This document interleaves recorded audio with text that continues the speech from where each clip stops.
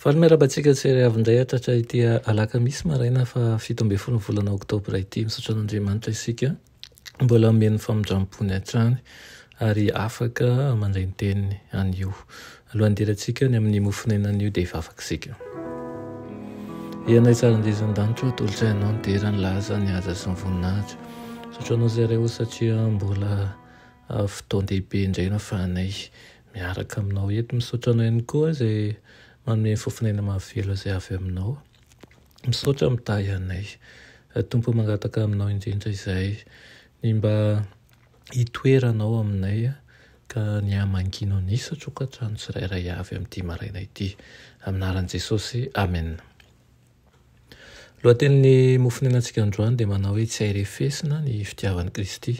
Nalaina amin'ny Romanina 9:9-10 sy ny 7:30 manao hoe fa matoky aho fa na fahafatesana na fiainana na anjely na ireo fanapahana na zavatra ankehitriny na zavatra ho avy na herina ny any ambony na ny ambany na ny amin'ninona amin'izao zavatra ary rehetra izao dia tsy ahasaraka antsika amin'ny fitiavan'Andriamanitra izay ao amin'i Kristy Jesosy Tompontsika. Amen.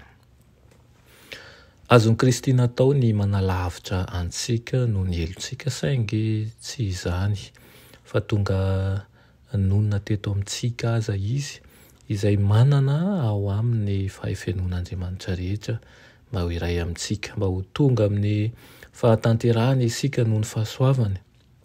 Tamin'ny fahafatesana mahamenatra sy fijaliana no nanavotan'ny olombelona, fitiavana sy fahafoizan'ny tena re zany. Tsy misy marefy ny alalan'izany fitiavana izany. Tian'Andriamanitra aneo ny toetrany sy anao ny asany zanany mba ho voatana iray saina amin'Andriamanitra ihany koa ny hafa.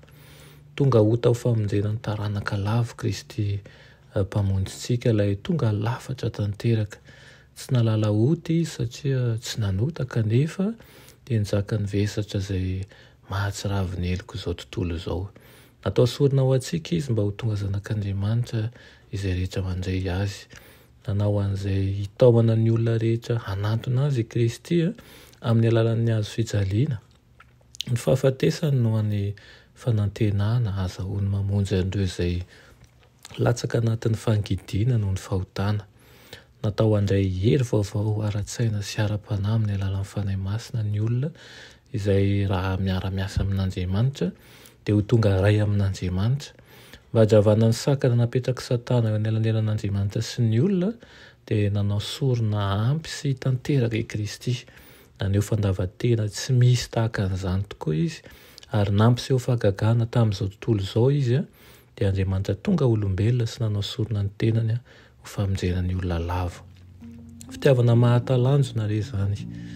Mitomany isika eo am-peritseretana fa maro tokoa ireo izay milaza ho mino ny fahamarinana nefa dia tena milona ao anatin'ny fitiavan-tena.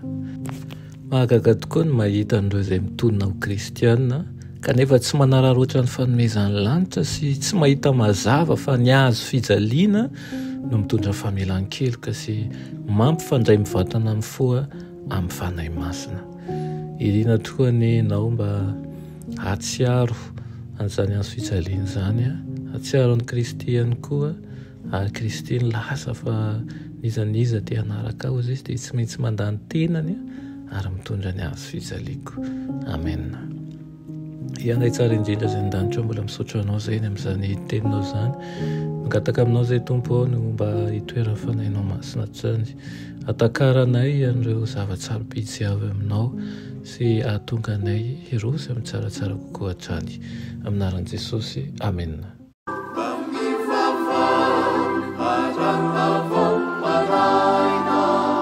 Saruvire